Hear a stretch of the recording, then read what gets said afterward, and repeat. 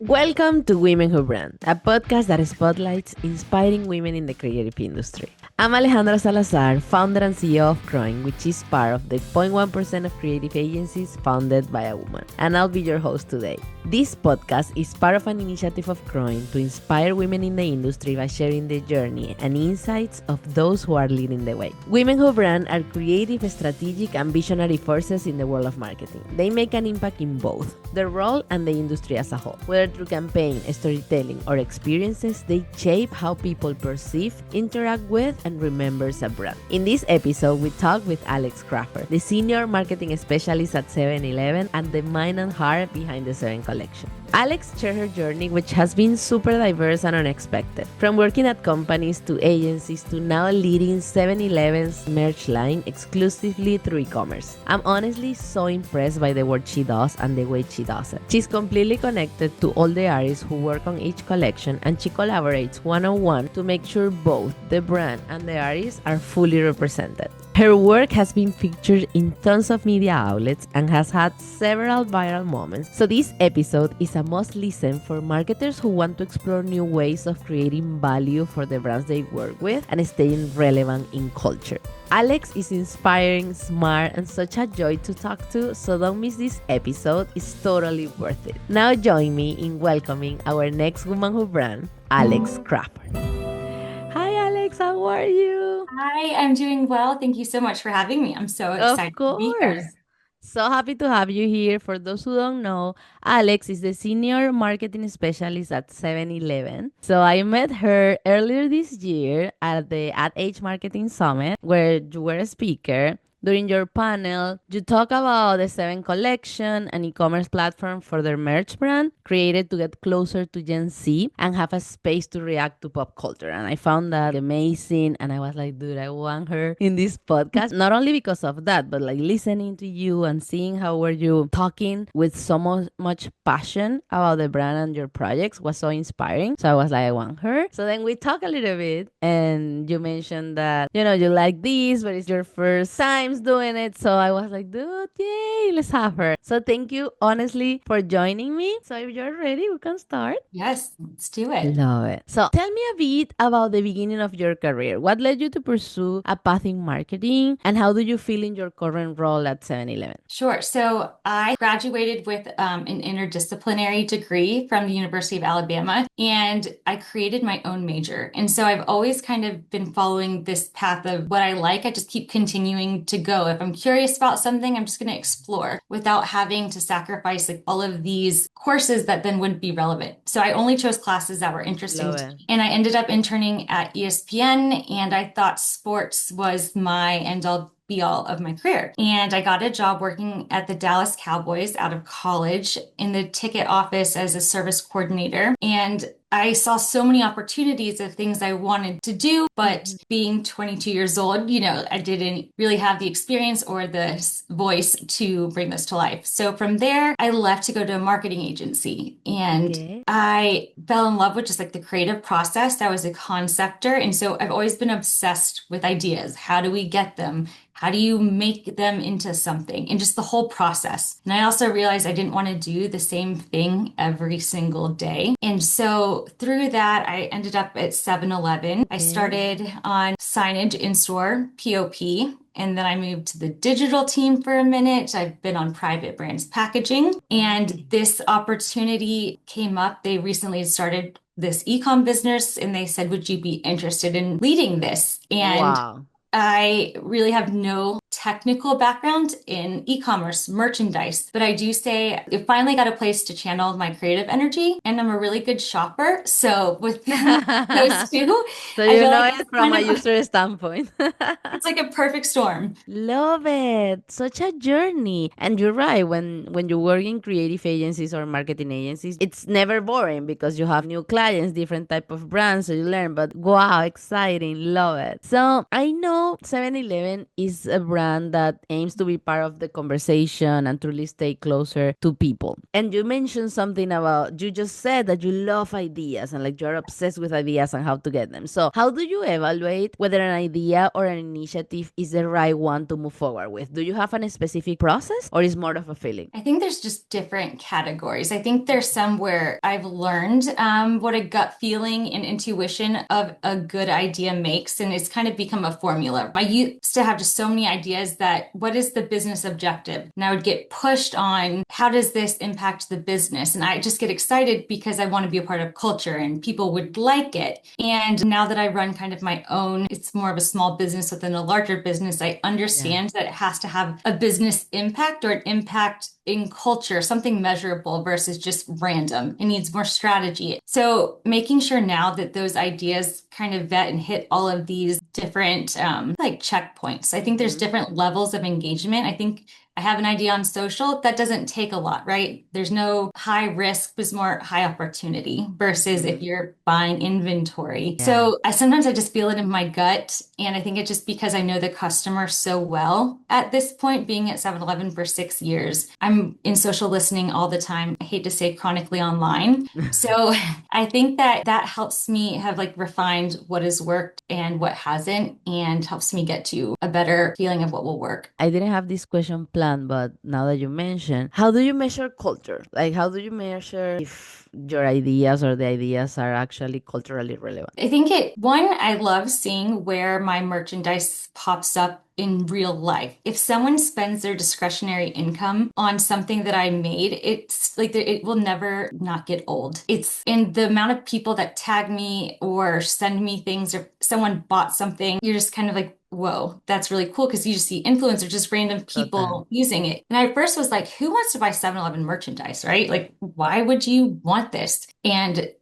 joke's on me. But in another way, I think that just exposure. And so Mark Hoppus from Blink-182, the bassist, he purchased a shirt from one of our collections. I didn't know, it wasn't gifted to him. He saw a Facebook ad, purchased the shirt. And during Coachella 2 years ago in 2023, he walked out. It was the first time the band had reconnected in 10 years. He wore a shirt that said 7-Eleven on stage at Coachella. You couldn't ask for a Yeah, more perfect opportunity. Like, this is once in a lifetime career totally. excitement. And it was then all over the headlines. I wasn't the main story, but I was still featured in this larger moment. 100%. So, and then I just like to see, like, if I launch a collection, who's picking it up? Did Golf Digest pick it up? Did Hypebeast? Who is talking about it? So I feel like I get some validation from that. So it's just different levels too. It's exciting just to see where and how it comes from, and then for us to be able to respond back and engage with that as well. Love it. That makes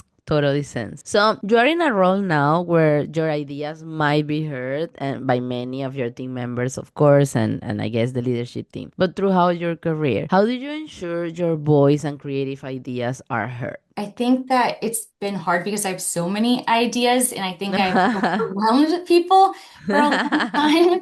And especially because I don't have a technical trait, right? I'm not a graphic designer. I'm not a copywriter. So Okay. my skill falls in this very in between. I still don't know how to necessarily describe how it works, but it's like being able to translate business minds to creative minds and translating that into making sure everyone gets what they heard. And so in this role particularly, I like to give creatives and artists a platform. So it is a lot of blood, sweat, and tears on my half or my side, but they're going to get the credit. But I think that the right people will know it's me. So it's gratifying, but in this particular role, I've had the creative freedom to just try and go. And I don't want to say it's getting my voice heard loudly, but it's the freedom that I've been given, entrusted with, to test and learn and try some of these ideas. So, as a marketing leader, what trending marketing excites you the most right now? And how is 7-Eleven leveraging it to stay ahead? So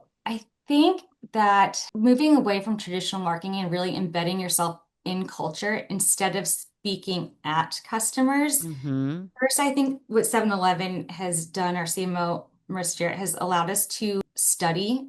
We go on what they're called safaris, learning streetwear, going skatewear, and really studying and talking and meeting these kind of power nodes of what we call them, of influential people within the community. I hate the word influencer in a sense of like swipe up to shop. It's not, I think it's someone influential in this space that kind of is like a tastemaker and just a creative community builder who Mm-hmm. people in that community respect. And we want to enter, I hate the word authentically because it's so overused, but I don't want to appropriate. I want to show up to solve someone's problem. And I think that just embedding in culture is going a long way. I think customers and consumers are smarter.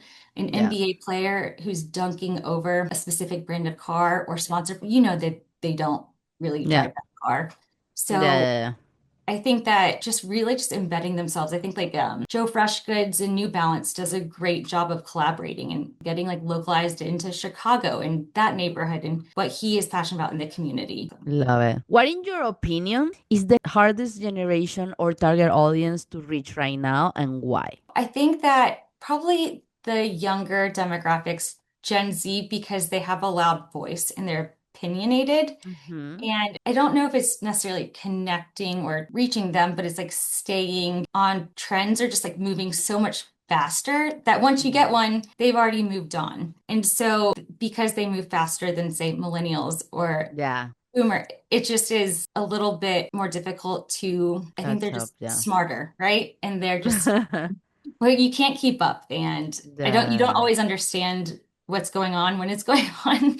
So that's, I think, our focus has always been why it's always on the younger generation. And then you're kind of washed up like us millennials who we're not the target anymore. Yeah, I mean, I ask this question a lot and I get a lot of Gen Z and also US Hispanic or multicultural audiences. Like, it's hard because we are not monoliths, so it's hard sometimes to connect with everyone in a way. Our audience here in this podcast includes many women in the industry who hold high level leadership positions, and yet, even with all their knowledge, all the experience they have, it can still feel challenging for them to build their personal or professional brand, like go on stage, speaking at a podcast. And I heard many of them that actually never do it because it's like it's scary. So how was your process? How do you start building your own brand, your voice, like outside the company? Because everyone does it inside the company because it's the only way to actually progress, right? But when did you start to talk more outside? I want you to basically talk a little bit more Yeah. about it. So my career's not been linear in a sense of like I'm going from account executive to senior. So it Mm-hmm. hasn't followed that path, and there's no real definition of what you do at each stage. And I never considered myself to speak at engagements or anybody would be interested in what I'm doing. But with the adage panel, that was like the first time. It's exciting that people are interested in what I'm doing. And I think it's also because I'm so passionate about it. It's really hard to brand yourself. If I don't like to be in front of the camera necessarily, I don't mind posting, but at the end of the day, I'm so tired of working and branding in that job. It's like the last thing I have time to do is myself.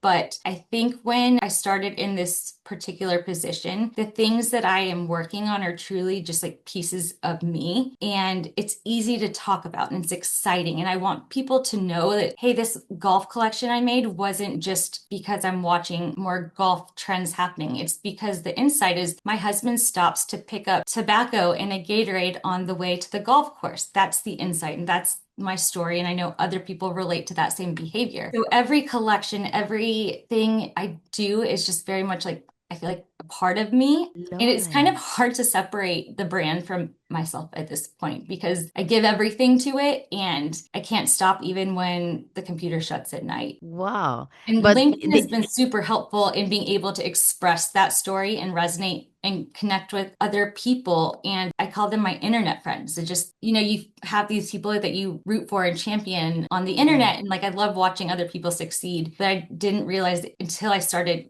I think it was telling the story of how I got to what I did and what went behind that and all that we went through to launch something is really when people started seeing like the interest in what we're doing. And it's more than just a t-shirt. There's a strategy and some fun insights behind how we got there. The way you express it is so like really, really, really connected to you as a human. So it must be fun. It's fun, it's exhausting, but I always try to do right by every artist that I work with.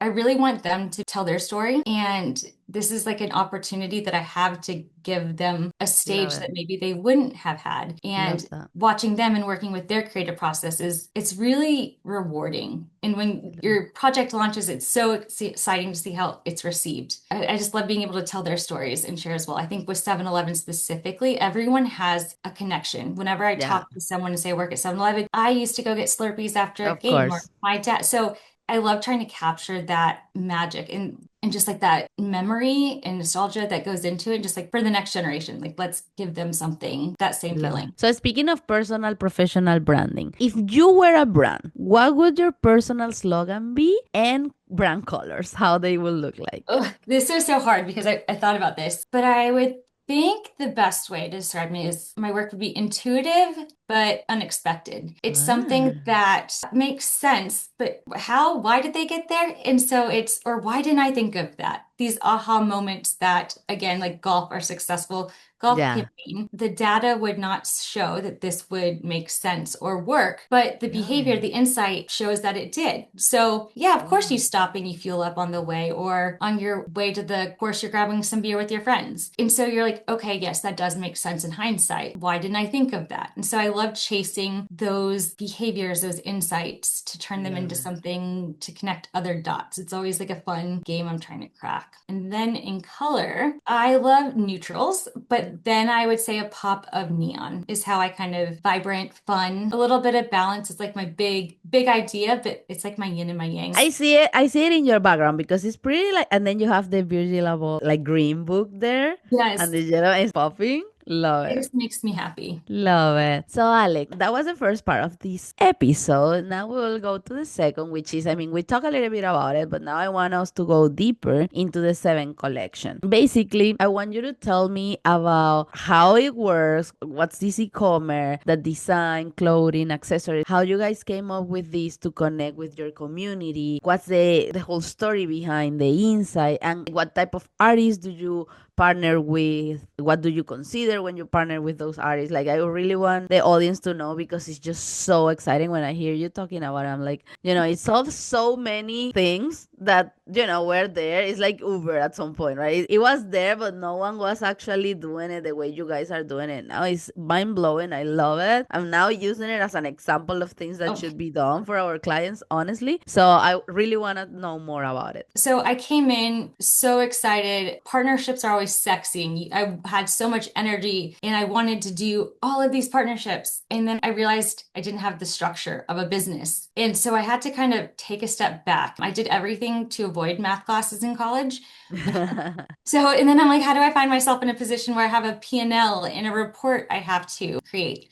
So when I came in, most of our inventory or our products are on demand, which gave us an opportunity to test and learn. So nothing was held in inventory. The risk was low. We just print when something's ordered. So we had Mhm. that going. And the business structure I feel like we ended up on is I have three buckets. One is your core, always on 7-Eleven merchandise. That is going to be seasonally refreshed. If you want a 7-Eleven t-shirt, it's going to be there in a different style pertaining to that season. Warm, cold, it's going to always be there where you can find.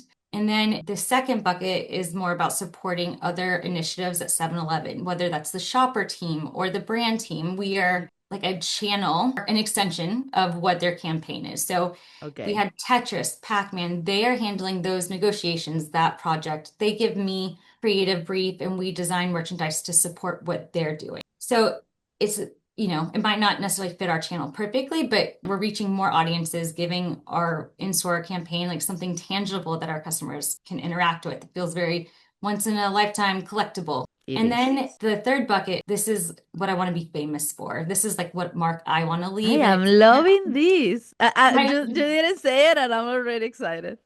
yeah, that's what really drives me and motivates me. And it's just learning. And I find myself in rooms that I never thought I would be in. Like, who would think a suburban mom, it works in streetwear? And I kind of like that unexpectedness. And we get to work across so many different fandoms like Formula Drift and racing. And then I have skateboarding, and then I have streetwear and graffiti art. And so I've been introduced to artists by other artists or people in this space, and it's kind of just continued to snowball. And I get approached more than I thought I would. And people want to tell their story about how they work with 7-Eleven. Everyone has these big ideas, and it's a blessing and a curse to not have an agency to intermediate between the two. I get very close, and almost like a friendship develops with these brands and artists, but it also makes it difficult when I'm like, hey, I need that art due tomorrow. Yeah. So I'm trying to learn boundaries. It's really hard because I want them to succeed as well. And then having those friendships and that trust, then, the next person or someone they refer me to, or it just has kind of grown organically in that way. And sometimes it's not the right time. These things take a long time. So let's have conversations. Let's just see what you're interested in. And maybe when an opportunity that does fit, like we can revisit it, but let's keep the conversation open. Let's just spitball until something we know is going to hit. We'll go from there. Is a decision that you don't work through agencies or with agencies, that you It's do everything in-house? I don't know if this was it's just because I've wanted to. I think if I really wanted more agency support, I could have it. But I think that's what really fuels me and fulfills me. And we do have some licensing help, and we have other agency support. But when I work with an artist, I think the collections are more successful. I feel like I can tell them in real time, this will be well received, this won't. Or it's not a game of tag, and it doesn't feel as corporate structured. I think that when you give someone a brief, it's a business versus I approach it, hey, what is your idea? Bring me your big idea. And then we'll scale it back, figure out how does it meet our business needs as well. So it's kind of working backwards. And sometimes it just takes a longer time, but I'm not on a timeline necessarily. So that's why the other two buckets are very much calendar retail oriented. Yeah. This one is a little more flexible. And the artists are all mainstream artists, or they are also independent artists, smaller artists starting? How many collaborations can you handle? I have 9 going on right now. But, I don't know how to say no, but it's really, truly a lot of smaller. I don't want to say smaller. They're very successful. Blue the Great has a very strong following within his community. He has done a Nike collaboration, one with Coach, but he might not be as mainstream to the average person. But he's respected in the industry. And I think that's our sweet spot, is being recognized by these influential artists in their industry. I think that that's where we fit. We are self-made is what we talk about as a brand. We are own franchisees. We're small businesses too. So I think that I love bringing that energy to choosing artists. And we see that their fan base really gets excited and they're rooting for them. We did a fishing collaboration, and all of the guys' friends were so excited about them, and they were so proud of them, and they supported them because they had this. This is the biggest opportunity. Beautiful. Oh, thank you for sharing all the insights, because, it's hard for sometimes other marketers like CMOs, high level, to actually have the time to talk with other peers in the other companies. And sometimes they listen to this podcast, so they will learn a lot from it. But also for this audience that also listens, which are starting their careers, it's so important because it's endless what you can do on marketing. Working in the industry we work, the creative industry, it's possibilities are endless. You started the conversation showing all your path, and it's just so different. You kind of create it as you go sometimes. So now we are moving to the third, almost last part, which is a quick fire round. So Okay. I will ask you questions. You answer whatever comes to your mind. Are you ready? Okay, I think so. Okay, let's go. Commercial spot or social media? Social media. Who creates the company? The people, community, or the team? I think it's the workers, the doers, the people who are in the lead in the trenches. Yes. So influencer marketing or UGC? I'm going to say UGC, more real. Okay, so brand strategy or brand instinct? Man, this is a hard one. I'm going to be different. I'm going to say instinct. Love it. And last one, favorite drop or product from the 7 collection so far? I know this is the hardest one. It's like with choosing my favorite children. I would say the Jamar Chase Always Open campaign because we pulled it off in 1 week and it was all over. Wow. Yeah. So maybe that because that was the hardest, most rewarding, fastest turnaround. Love it. Love it. Thank you for sharing. To close out this episode, Alex, I will ask you two more questions. One, Okay. what does it mean to you to be a woman who brands? And what advice would you give to a woman in the creative industry? I think that I never, as a like a young person, thought where I would be or like what is even possible. I just knew if I worked hard, I didn't really know where I was going to go. And now I feel like things are clicking for me professionally and hitting on a personal level all at the same time that excited. There's no end in sight for me. I'm gaining momentum at a time where I never had that before. So you might not love what you do at the moment, but keep following your instinct of what drives your passion and your excitement, hopefully is out there. Love it. And what does it mean to you to be a woman who brands? It means a lot because I think that I don't know, I feel we're decision makers a lot of the time Mm-hmm. in the household. Mm-hmm. And I want to talk to those people. Like I want to talk to us and really just expand what we can do, who we're talking to. And I love what I do and I want other women to be able to get to do what they want to do. Love that. Thank you so much, Alex. I don't know if there is something else you want to share. I appreciate you just for allowing me the opportunity to Oh, of talk course. about Seven Collection and my passion behind it. And this is like the first time I've really gotten to open the door to show what goes on behind the scenes. So thank you so much Love for it. having me. Thank you for sharing everything. To all women who brand, listening or reading, remember, your voice matters and your creativity has the power to inspire and lead. Until next time, ciao.